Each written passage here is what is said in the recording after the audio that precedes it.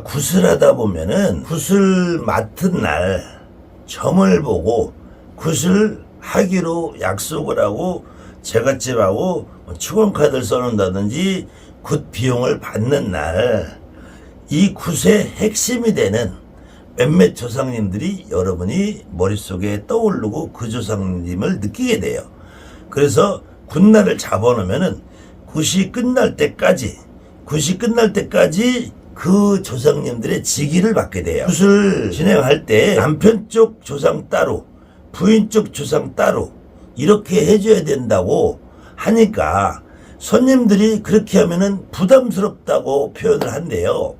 근데 처음부터 손님들에게 너는 시댁조상, 친정조상을 따로 해야 된다라고 말을 하는 것이 아니고 굿을 진행을 하다 보면은 오늘은 당연히 시댁조상이든 친정조상이든 한쪽 조상이 움직이게 돼 있어요. 그걸 어거지로 시댁조상 다 불러둔 것처럼 친정조상 다 부른 것처럼 오지도 않고 느껴지지도 않는 시댁조상 친정조상을 합동으로 앉혀놓고 굿을 하면은 이거는 연기가 된다는 거예요. 연기가. 그렇게 연기를 하면은 오히려 진짜로 그 자리에 오신 분들은 제대로 못 풀어내기 때문에 내가 오늘 굿상을 차려놓고 진짜로 내 몸에 느껴지는 조상이 누군지를 보면은 첫째로는 그 굿을 신랑의 사업 때문에 해도 신랑의 사업 문제로 해도 부인이 굿을 의뢰를 하고 부인이 굿에 참석을 하고 부인이 굿을 주도적으로 움직이면은 그날은 친정조상이 먼저 움직입니다. 그런데 만약에 마누라 일을 가지고도 남편이 굿을 의뢰를 하고 비용을 대고 주관해서 움직인다면은 마누라 문제 갖고 해도 시댁조상이 먼저 움직여요. 그렇게 됐을 때 우리가 친정조상이든 시댁조상이든 먼저 오늘 굿판에 오시는 그 조상은 시댁인지 친정인지가 완벽히 구분이 돼요.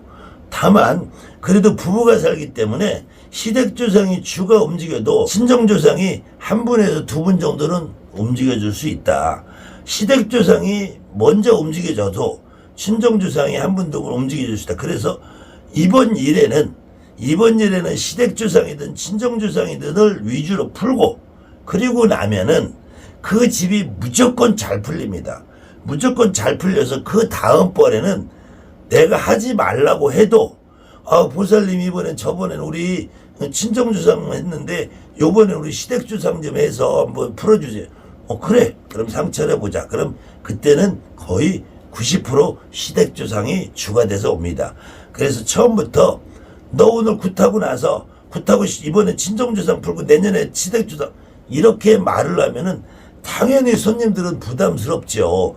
그리고 손님들이 부담스러운 것도 당연한 이치인데 그렇게 미리 말을 해서 하는 것이 손님을 속이라는 의미가 아니라 우리는 굿상을 차리는데 너희가 부부이기 때문에 시댁조상이 올지 친정조상이 올지 우리가 장담을 못한다. 다만 오늘 상을 차려서 오시는 조상을 잘 풀어줄 거다. 그래놓고 오시는 조상을 잘 풀고 결과를 보자. 그래서 한 달, 두 달, 3개월, 6개월 결과를 보고 나면은 분명히 그 사람들이 원하는 걸 거의 다 이루게 됩니다.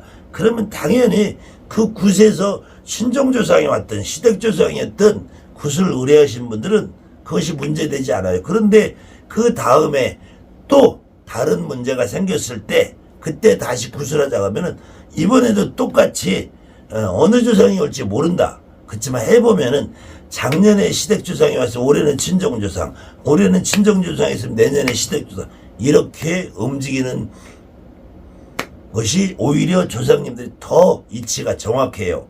그렇기 때문에 제가 시댁조상과 친정조상을 한꺼번에 푸는 것이 아니라 따로 풀어주는 게 좋다라고 말씀을 드린 것이지 의무적으로 시댁조상 따로 하고 친정조상 따로 하라고 시켜서 무조건 시킨다고 들을 것도 아니고 무조건 시키라고 말을 하는 것도 아니고 굿을 하기로 약속을 하고 날을 잡으면은 우선은 상을 차리면서 여러분이 느껴지는 바가 있어. 그런데 여러분이 느껴지는 바도 남자가 점을 보러 오면 주로 시댁조상이 움직여요. 여자가 점을 보러 오면 주로 친정조상이 움직여요. 그런데 그 다음에나 6개월 후나 2년 후나 3년 후나 언제 다시 구슬하면은 그때 가서는 내가 점을 보러 와서 내 조상님이 이번에 받았으니까 다음번에는 반대쪽 시댁이든 친정이든 상대방 쪽 조상을 받아줘도 내가 점을 보러 가고 내가 비용을 대도 그것이 허용이 되더란 얘기예요. 내가 점을 보러 가서 내가 비용을 대고 내가 점을 보러 가서 신랑이 돈을 대고 내가 구판에 참석을 해도 신랑은 돈만 대주면은 내 친정조상이 움직일 확률이 높다라는 거예요. 그걸 어거지로 신랑 사업한다고 신랑 조상 푼다고 오지도 않은 신랑 조상 갖고 내가 할머니 할아버지 이래봐야 그것은 오히려 뒤집어지는 것이고, 그래서 이 구판에 어느 조상을 풀을 거냐 이거는 여러분도 나도 결정하는 게 아니에요. 여러분도 나도 결정은 그 조상님들이 알아서 오신다는 거예요. 다만 여러분이 날을 잡고 굿날을 잡고 해보면은 점을 보러 온 그 조상들이 더 주가 돼서 움직인다는 거예요. 그리고 그 다음에는 반대쪽 상대방 쪽 조상을 한번 풀어줘도 허용이 되더라. 그렇게 했을 때 굿의 덕을 보고 요즘 말로 성불 보고 소원을 이루고 제갓집들이 만족하는 결과를 나온다는 것입니다. 무조건 이 조상 오늘 하고 내 조상 내일 하라면 굿할 사람이 하나도 없지요.